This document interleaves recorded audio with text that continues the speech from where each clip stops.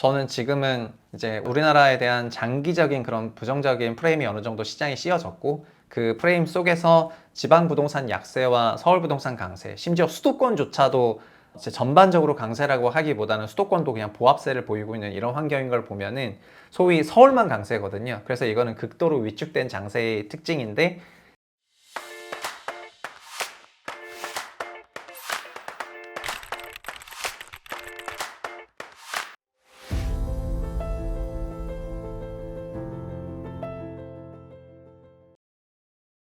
안녕하세요. 최상욱의 부동산 신문센터 센터장 최상욱입니다.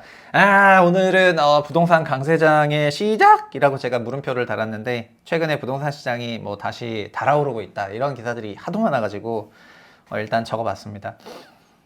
연합에서 지난주에 지난주 이번 주 계속 그러고 있는데, 서울 아파트 값이 상승폭이 확대됐다, 전세값은 1년 넘게 올랐다, 이런 기사들이 나왔습니다. 사실은 아파트 가격이 주간 기준으로 0.1%대 오르고 있는 게 서울인데, 이거는 정말 상당히 강한 상승세거든요. 그래서 전국으로는 그렇지 않지만 서울만 이렇게 초강세를 보이고 있기 때문에 저는 이거를 그냥 피크아웃 코리아적인 그런 강세라고 생각을 한다. 지방에서 자기네 집을 처분하면서까지 서울의 주택을 취득하고 막 그런 흐름이 조금 있으니까 그렇게 해석을 하고 있습니다. 근데 최근에 보면은 주택 거래가 그래서 살아났죠. 서울의 4월 주택 거래량이 4,800건으로 올라왔는데, 근데 이게 지속 상승 모멘텀이 2% 부족하다, 이런 기사들도 조금 있거든요. 그러니까는 가격이 올라가고 있기는 한데, 이게 20년, 21년 혹은 17년부터 19년까지 있었던 그런 이제 상승세랑은 조금 다른 것 같다는 생각들을 서로 다 어느 정도는 하고 있는 것 같아서, 그래서 이런 기사들도 나오고 있는 것 같습니다. 그러니까 마음 놓고 막 지금 소위 강세 랠리 시작했고 지금부터 대세 상승이고 이런 얘기를 하는 사람도 계시죠. 사람도 있지만, 근데 시장 전체적으로는 진짜 그런 상황인가, 그래서 서울 아파트 강세로 올라가고 회복이 하는 건 맞는데 이게 지금 무슨 상황인가, 이런 고민들을 조금 하시는 것 같습니다. 그리고 번외로 6월에 아파트 5만 가구 이상 분양이 되고요. 그리고 수도권이 62% 공급될 예정이기 때문에 분양 경기가 이제 좋아지는지는 보면 알겠죠.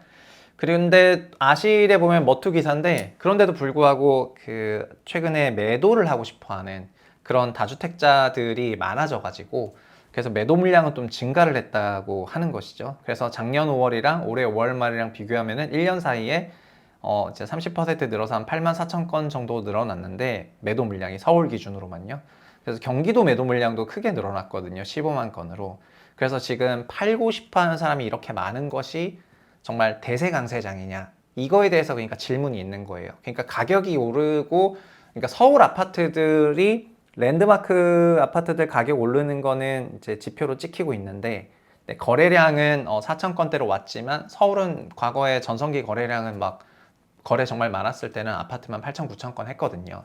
그러니까 평균 대비해서는 조금 30% 빠졌는데, 실거래가 최고가 찍는 건 맞겠는데 파는 사람은 너무 많아진 걸 보니까, 그러니까는 아직은 이제 팔고 싶어 하는 사람들이 많다는 부분에서 진짜 강세장이 오면은 사람들을 막 잘 팔라 안 하거든요. 그래서 근데 그렇게 생각하는 것 같습니다. 근데 저는 개인적으로 시장이 활황세가 되면은 거래량은 당연히 늘어날 수밖에 없기 때문에, 거래량이 늘어나는 걸 보면서도 매도 물량이 늘어난다고 생각을 하거든요. 그러니까 이게 막 팔고 싶은데 못 팔아서 이런 게 아니라, 지금 팔릴 것 같으니까 내놓기 시작하면은 그 매도 잔량이 늘어나게 되어 있습니다. 안 팔릴 것 같으면은 내놓지도 않거든요. 지금이 그래도 팔릴 것 같으니까 이제 내놓는 것 같습니다. 그래서 주택 관련 지표들을 일단 간단히 살펴보면은, 주택 공급의 선행 지표인 인허가가 24년에는 전년비 감소한 추세로 이어지고 있고요.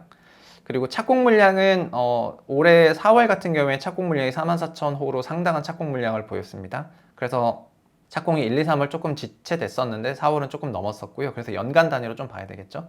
분양은 좀 이렇게 급등락이 있는데, 3월에는 청약홈 그 홈페이지, 부동산 홈페이지 개편한다고 안 받았기 때문에 이제 4월에 이렇게 많이 하는 거고요. 지금 6월엔 5만 세대를 분양한다고 하니까 6월에는 분양 초성수기에 진입을 한 것 같습니다. 그래서 올해 어쨌든 분양은 많이 할 것 같아요. 그리고 준공 물량은 1, 2, 3월 항상 오버했었고 4월은 조금 떨어졌지만 이런 추세로 갔고요. 중요한 건 요즘 사람들이 그래서 요즘만큼 거래량에 관심을 많이 갖는 그런 시기가 없었던 것 같은데, 거래 추세 보면은 요 국토부 발표는 5년 평균은 이 살색으로 해주고요. 빨간색이 올해거든요. 그래서 올해 거래량이 주택 전체로 보면 매매 거래량이 월간으로 5.8만 대까지 많이 올라왔습니다. 월간 5만 대 거래되면 연간 60만 호 거래가 되는 거잖아요. 그래서 그렇게 사실은 연간으로 한 매매 거래량은 한 80만 건 정도 된다고 생각하시면 되겠습니다. 원래는 서울 보시면은 서울인데요. 서울 주택 매매 거래량, 이것도 주택입니다. 아파트가 아니라. 주택 매매 거래량 보면은 4월 기준으로 주택 매매 거래량이 5월 평균에 도달했습니다. 그러니까는 서울의 주택 매매 거래량은 올라왔고요. 그래서 작년이나 재작년 대비해서는 확실히 개선된 그런 모습을 보이는 것 같습니다.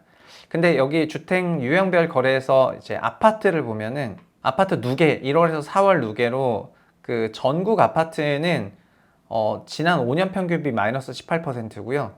그 다음에 수도권 아파트는 6만 천인데 5년비 마이너스 24%, 서울은 13,000건 거래가 됐고 5년비 마이너스 11% 정도 됩니다.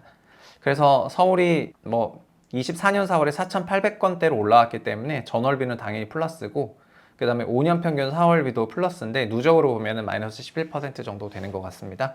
서울의 4월 거래량은 괜찮았죠. B아파트인데 보시면은 이게 문제인데, B아파트의 매매 거래가 이제 마이너스 44%이기 때문에 사실 B아파트 시장이 완전히 무너지면서 아파트 매매 거래가 올라온 거예요. 전월세 거래량을 보면은 전월세 거래량은 작년 재작년 수준으로 움직이고 있습니다. 그래서 5월은 22년 5월에 임대차법 2년차 갱신이 되면서 이때 크게 늘어났던 기간이 있었었고요.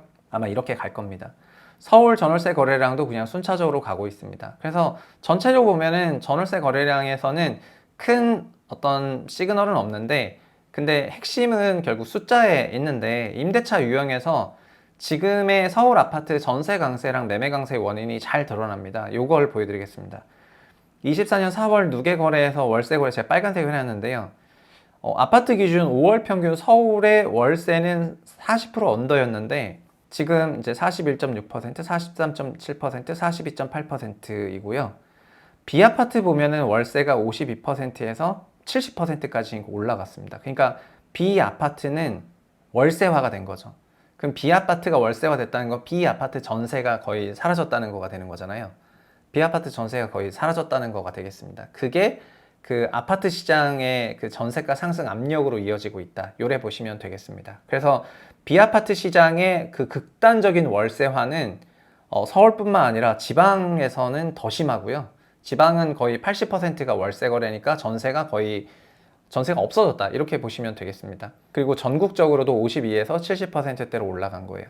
그래서 전월세 총 거래량은 없지만은 구성이 달라진 건데, 서울과 수도권의 월세의 급격한 비중 증가가 있잖아요. 전년비 22, 5년비 51% 월세가 늘었고, 그러니까 B아파트의 급격한 월세화, 전세 기능이 없어졌으니까 이게 아파트 전세선으로 갔고, 이게 구조화되니까 아파트 전세 강세가 되면 매매 강세가 나오니까 이게 서울 아파트 매매 강세가 나오는 그런 과정입니다. 그래서 전세 강세와 함께 매매 강세가 나오는 거는 20년 하반기 분위기였는데, 그래서 이건 뭐 작은 20년 하반기 분위기라 할 수 있고요.